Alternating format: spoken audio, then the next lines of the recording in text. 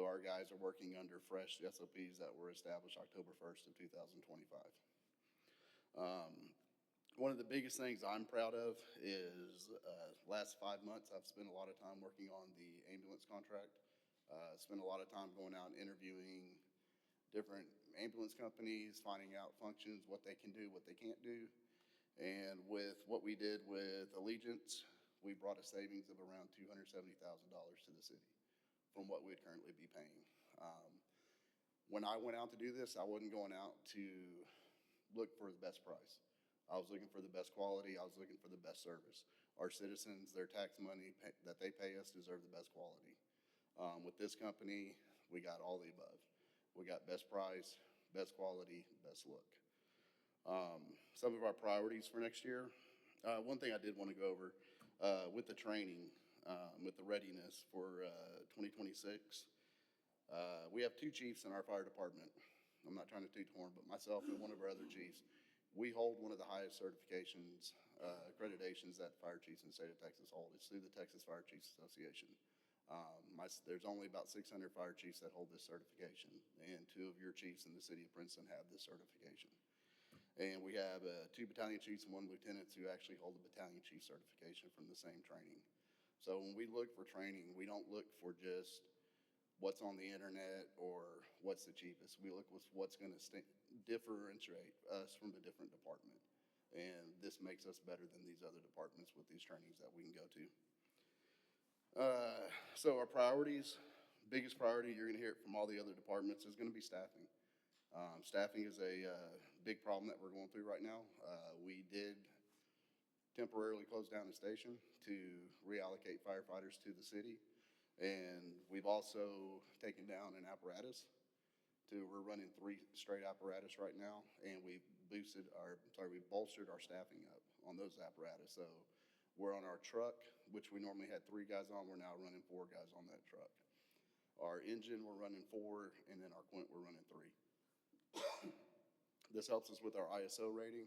This helps us with our TCFP rating of how many NFPA 1710, how many people we have on the ground within the first alarm. And this is one of the biggest things, and Kelly, I don't know where Kelly went. This thrilled her a little bit. It helped us reduce our overtime. We have gone through something in this city that I haven't seen in the 20 years that I've been here. At one point in time, we had 8 firefighters out at the same time, which were either FMLA related, where babies or surgeries or something like that, or we had guys that got hurt. So at one point in time, we had 8 guys hurt. We have to keep a minimum staffing. So to keep that minimum staffing, we were having to call in overtime. Our overtime this year is outrageous. And I sat there and tried to figure out what can I do to fix our overtime and still bolster our staffing. So by taking a TAC 4 down, moving those 2 guys to a different apparatus, we were able to bolster our staffing to make, when our trucks respond to the calls, there's actually more personnel on the trucks that can actually be more efficient. And if we have a guy that calls off or a girl that calls off, that we don't have to immediately call in overtime. We just take one person off one truck and move them to another truck, and we still have our minimum staffing. So it's helped with both aspects. We just started that on the 20th, so I'm hoping by next month we'll start seeing some positive numbers with our overtime rates going down. So maintaining staffing levels is one of our priorities. Our training, I want to maintain our training. This year I could be more proud of our guys. So far for the year, we've got over 10,000, almost 11,000 hours of training that our guys have done, which calculates to about 236 hours per person. Onboard a new training chief. We're hoping to have that training chief on by October 1st. The training chief will help the companies train the same way. Our guys go out and do the same kinds of trainings, but they sometimes they'll do it different ways, to where if you have one guy working one shift and working another shift, they do it a little bit different. But with this training chief, he can bring on the same training, the same evolutions to all the shifts, because he'll be at 8 to 5 guys, so he won't be a shift operator. And he'll be able to promote the culture. He'll be able to promote the vision of where we're going. It's hard for me as the chief to be able to go out to the shifts every day, talk to them. I'm in the office, I'm in meetings with chief, I'm in meetings with the mayor, we're going out doing stuff. So it's hard for me to see the guys every day. But with that training chief, he'll be out there every day. He'll be promoting the mission. He'll be promoting the vision, and he'll be doing all the training to make sure we're doing it the right way. Challenges for next year. We've already said it's going to be the hiring. If we've got the SAFER grant going right now, I will tell y'all it's looking good. I can't say it's looking great because we haven't got final words yet, but this is the farthest we've ever been in the SAFER grant process. We're asking for 6 firefighters with this SAFER grant. With that, it will put us up to 16 firefighters per shift, or 16 total per shift, which will be able to let our guys have a little bit extra time off so they're not worried about losing time, because that's one of the things that we are worried about with our firefighters. There's just not enough shifts and the firefighters to have enough time off to keep minimum staffing. The rising cost requires careful prioritization and maintaining service levels. When I go in and I do a 5-year strategic plan, everything I do has anywhere between an 8 and a 15% increase year to year. So if I look at buying a fire truck in 5 years, I go year by year by year and add 8% each year. So a truck we could have gotten 2 years ago for $1 million is now going to be $1.8 million. So it's just strategic planning on how we're going to do this, how we're going to financially be able to do this in 5 years or 6 years. Increasing call volume in development places adds demands in staffing. 20 years ago when I started here, we were running 300 calls. This year, we're almost going to push 6,000 calls. The call volume's continuously going up. Keeping the staff level to match our city's growth is the hardest part. We're looking to start working on a station up north. We don't have anything up north yet with East Ridge, South Ridge, North Ridge, all those stations or subdivisions building up there. We're running close to 1,000 calls up there a year. So we have to start working on our development up north. But by doing that, we also have to start getting the have to get the staffing in here. Because we can build a building, we can build 10 buildings, but if we don't have the staffing to put in there, it's just an empty shell.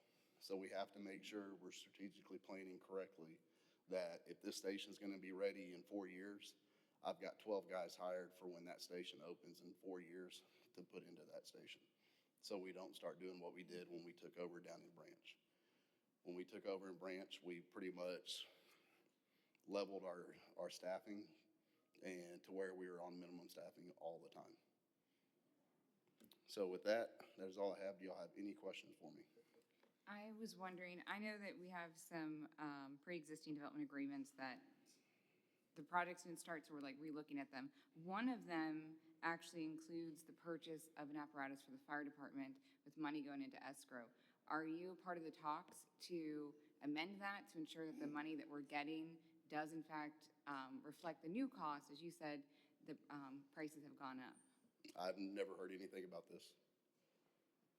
Well, there's a development agreement where you get a new truck. Yeah. And we have to revisit it. Yes. So I would love to talk to you about that because this is the first time I've heard about there's money in there for a new truck. Thank you. Chief. Yes, sir. Can you tell me how much the department spends in maintenance on the apparatus per year? I mean, because I know, not to make fun of it, but the quint sometimes is 2 is always down, and I sometimes think they want to do a little, what they call a lottery or something to see how long it's going to stay in service. Yeah. And I know that's a challenge. Yeah, it's a big challenge. The great thing is now, so to answer your first question, last year we budgeted, I think it was $125,000 for maintenance for all the vehicles. And we're roughly, I want to say around 80,000 right now. The biggest expense on our trucks right now are just tires. Nothing against anything, but these tires wear out. So the tires are normally our big expense. PMs are a big expense. There is a program that I'm going to be exploring next year's budget for a PM program. It was just too expensive to get on this year's. I think it would be better for next year's budget. But so we're spending somewhere around $75,000 to $100,000, and that's only if we don't have any kind of big catastrophic problem. 2 years ago, we had a pump that failed on one of our engines, and a pump was $42,000. So those are your big catastrophic failures that happen. So we haven't had one this year. Hopefully we don't have one this year, but it's about $75,000 to $100,000 on maintenance. Little follow-up question on this. I know that whenever the apparatus go out of service, sometimes it takes the crews several hours sometimes to transfer equipment over to a backup engine. Is there any plans in the future to make sure our backup engines are fully equipped so we don't have to do that? So that we just switch over without doing all that other manual labor. That's already And in then also place. taking care of the minor, there's a lot of little minor things, are they being addressed, like, I don't know, side lights, just minor Right. things. So to answer your first question, that apparatus is already taken care of. We already have a ready reserve. When we took Attack 4 and put it as a reserve, Attack 4 is a ready reserve. So all they have to do is take their computer and their Knox box keys and stuff like that, move them from the current truck and move them into the reserve truck. That was a big issue. They were having to move all the tools, all the stuff, and it was taking them 1 hour to 2 hours to do a swap over. But now with the ready reserve, that we've got 1.5 ready reserves. Attack 4 is the ready reserve. Engine 791, it takes about 30 minutes to do that swap over. There's got some tools on that truck. Plan is to buy more to outfit that truck to have 2 reserve units. Second question. Well, sometimes there's minor things. Like, Yes, minor things. Like headlights, windshield wipers, stuff like that may not be getting replaced or taken care of as soon as they should be. Anytime we get a minor repair that comes in, a lot of times our guys will just go get the parts.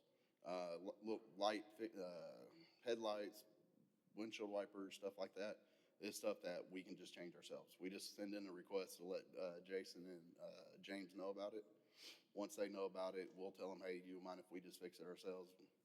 We know how to turn a screwdriver, and we know how to do that kind of stuff. Running lights, all that kind of stuff. The hard part with fire trucks is you can't keep all that stuff in stock. My biggest thing was I want to make sure all of our fleet is the same make and model. So right now we have Rosenbauer. We still need to replace one of our trucks to get one more Rosenbauer. And that would make our fleet a lot more proficient being able to order stock parts to have those in stock for those units. But 2 to 5 years ago, we were running a Spartan, E1, a Rosenbauer. So we couldn't hold parts in stock because it wouldn't be cost efficient. But if we have the same manufacturer, they can order the parts that are proprietary to the company. They can order enough of those parts to keep them in stock to where if there is a breakdown, they have 1 or 2 of those parts on back. Okay, I'm just full of questions. Sure. Is there any plans in the future? I mean, we're going to get a division training chief or someone to be over training. Mm-hmm. And is there any plans in the future to have a facility designed just for training that could have even live burns or hang wet rescues, things of that nature? I think in the future, myself and Chief Waters have started talking about a joint training facility that would actually house, similar to Collin County's facility, that it would house a burn tower. That burn tower could also be used as a repelling tower for SWAT. It could be used for smoke out, for SWAT could go in and do smoke training and all that kind of stuff. But yes, there is plans for that. I'm not sure 100% sure where it may go. I don't really want to say, but there is plans between Chief Waters and I have done a lot of talking with a joint facility. It'd just be more beneficial instead of us opening a facility of our own, PD opening a facility of their own. If we can do a joint facility and maybe make it more elaborate, then I think it's more cost efficient to the citizens also. Hey, Chief. Thanks for the information. I think this is really good. I know that you've made a lot of headway in saving the city some money, right, with the new contract and the things that you've done with the that you guys have done with the grant, being able to kind of cover the cost for the 6 positions. Mm-hmm. Just curious as to what that process looked like when you went out for the grant. Was that something you had to do yourself, or was it something that we had like staff go in and be able to complete on your behalf? So with the SAFER grant, we had a grant writer write this grant. The fire department has actually gone out for this grant, I'd say 2 or 3 times in the past, and has first round been kicked out of it, been sent an email saying, hey, sorry, thank you for your time, we're not using you. This year, we knew where the city was financially, and we thought this would be the most beneficial way to almost, I don't want to say guarantee, but to make our chances a lot better to get this grant. So we did go out and get a hire grant writer. It was about probably a month process on the grant writing with questions and answers and all that kind of stuff. So it took about a month to get Kelly played a big part in it with providing all the financials, because it's not just we write a grant and they just say yes or no. I mean, we have to make sure that once the 3rd year is up, that the city can financially keep these 6 guys that it's hired. There was a neighboring fire department that received a SAFER grant, 18 guys, and almost had to lay off 9 of those guys because they weren't able to they had to figure out a way to keep those guys. Right now, we're in the latter part of the stages of it. We should know they have to have the money spent by or released by October 31st. So I'm sorry, September 30th. That has to be done by September 30th. So we should know by August or September if we got the grant or didn't get the grant. But we've had some positive emails sent back to us so far requesting more information, which leads to say we're actually moving forward in the process.